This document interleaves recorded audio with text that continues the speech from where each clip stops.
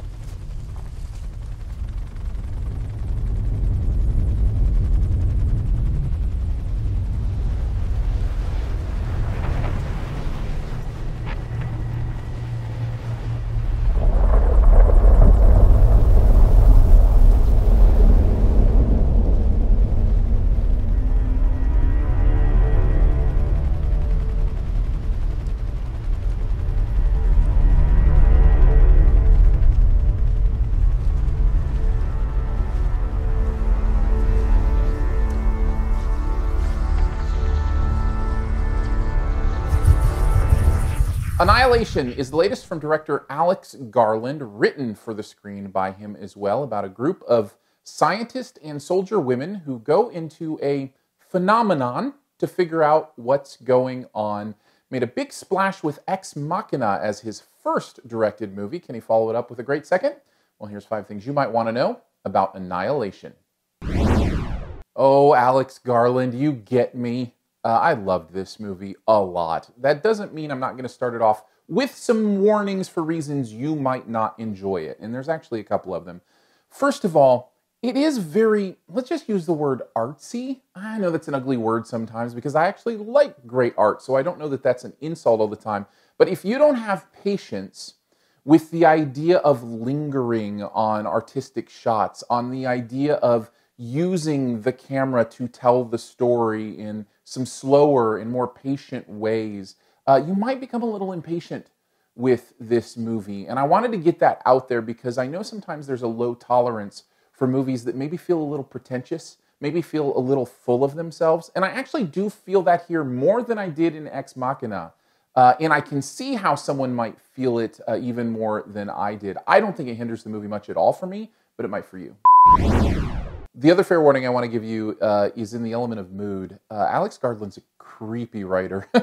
I mean, I know you probably saw that in Ex Machina, but it's amped up here even more. There's a horror movie element to this movie that I did not expect and it wasn't necessarily ready for. Again, didn't hinder it for me because of everything else that I loved about the movie, and I think it handles it well. And he's such a master of that mood, a master of the understanding of tension and the horror elements of his story and what they mean, that it didn't bother me. But man, there's some moments in this movie that you will be on the edge of your seat and freaked out a little bit. It is next level creepy in some ways. And that actually plays into my first major positive of the film. This movie is gripping. Like, it owns you, even with that artistic space that we talked about before.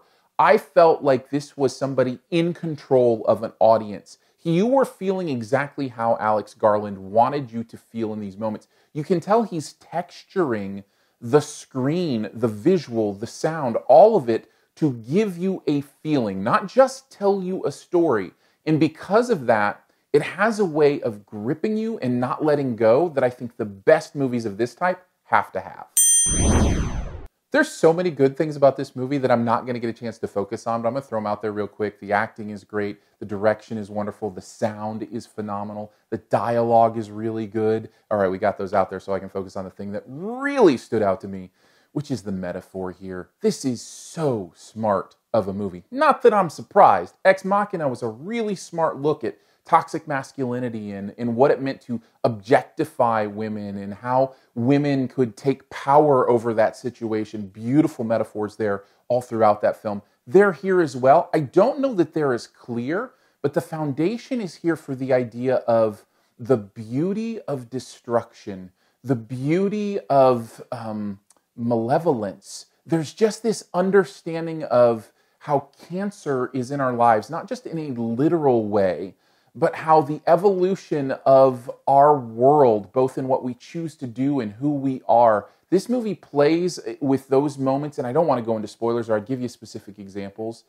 where you can see a constant thematic telling of how destruction in our lives is ugly and beautiful at the same time. I was really blown away by what it was trying to say. It's so smart, and I love the way Alex Garland's brain works. So I do actually have a negative with this film, as much as I loved it. It's not a big one, at least it wasn't for me. This movie adds an element of playing with time in a way that I don't know is necessary, and I don't know that it's meaningful. And it's also not a big part of the movie, which is why I'm not afraid of that being any kind of spoiler. It's really not.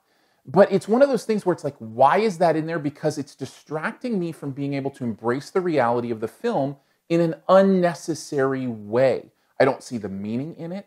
I don't see the need in it. And so it pulls me out of a movie where it could have just been left out. The movie didn't need it at all. Again, just a minor small thing. Overall, I feel like Annihilation is another wonderful film from Alex Garland. I love the way his brain works. I want him to keep writing and making these films as much as he can, because I just love chewing on them. And it's another one like Ex Machina that I'm going to be chewing on for a while. I give it a solid A-. Thanks for checking out this Your Movie Friend review. We'll be to the Best Ever Challenge here in a bit. Before we get there, though, if you want to hang out more, I'd love that. You can hit me up on Twitter, Aaron Dicer, Aarondicer. We have a lot of great conversations there. Good, longer conversations on the podcast. You can check that out, SiftPop, S-I-F-T-P-O-P. If you've never done the podcast thing, just find a podcast player and then search for SiftPop. Everything else is pretty self-explanatory after that, S-I-F-T-P-O-P.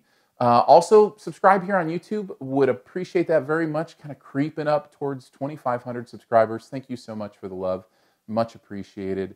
Also, thank you for the love and actually supporting financially. Several of you give $3 a month to help me do this YouTube channel, and I couldn't do it without you. So if you want to check that out, see what the perks are, some of the fun stuff we do for Patreon supporters, go to patreon.com/yourmoviefriend.